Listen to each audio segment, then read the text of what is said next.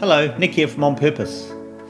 We've broken creating a purpose-led culture into 3 steps.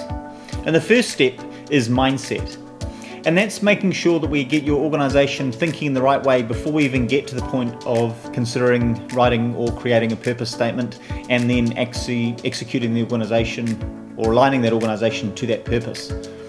So the key for us in mindset, we break it into 2 components. The first is about possibilities, and secondly, it's about trust. So let's talk about the first topic, possibilities. You know, in a lot of organisations today, we seem to be focused with compliance and everything else on managing risk and being very risk averse about everything we do. But we miss that opportunity of actually looking at what are the opportunities in front of us. And it's been greatly demonstrated by the work of Ben Zander. He tells a story about 2 salesmen who were sent to Africa in the 1930s to see if there's any opportunities to sell shoes. They were from Manchester, and they wrote telegrams back to Manchester, and the first one wrote, "Situation hopeless, stop, they don't wear shoes." And the other one wrote, "Glorious opportunity, they don't have any shoes yet." Now those 2 telegrams come from very different worlds.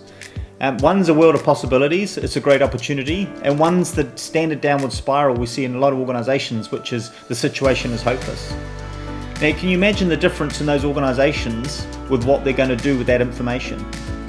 One organisation has given up on selling shoes in Africa, and the other is now actually on the journey to creating or working out how to solve giving shoes to Africans.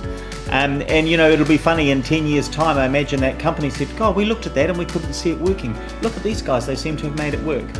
And that's the power of possibilities. So we need to ensure possibilities lives within your organisation. And we've got lots of tools to help us to do that. And we start really with the leadership team because it's by example that needs to happen. So then let's talk about the second component of that, which is trust.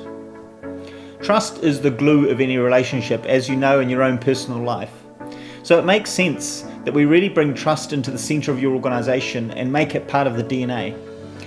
I was introduced to a fantastic equation called the trust equation a number of years ago, and I remember thinking, it's amazing to think, or there's no way you could break trust down into a mathematical equation, that's just silly.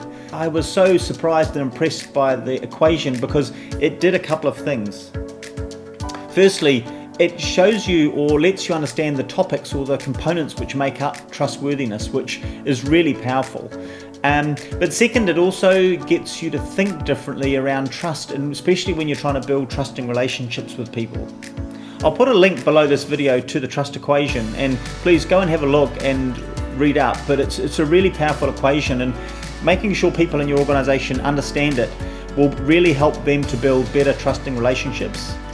And that won't just be within your organisation, it will be externally as well. And that's really where the power is. When you're making trusting relationships with your customers, there's an amazing power that you achieve from that, which will differentiate you from your competitors in so many ways. And you'll find that in the trust equation there's a component called self-orientation, and it's all about how much of a relationship is about what you want versus what somebody else wants, or how well aligned are your agendas. And I know when I was working in a great purpose-led organisation, one of the things we did is we made sure everything we did, we understood the agenda of the stakeholder or the other people that were involved, and we made sure we aligned. And that's how we built, you know, phenomenal relationships, which are still talked about today. So that's the 2 components which make up mindset, and On Purpose we've got some great ways to help you to introduce those topics into your organisation and really make them live. And that gets us in a really good space to then talk about purpose. So come on the journey with us and let's all achieve a dream and not just a number.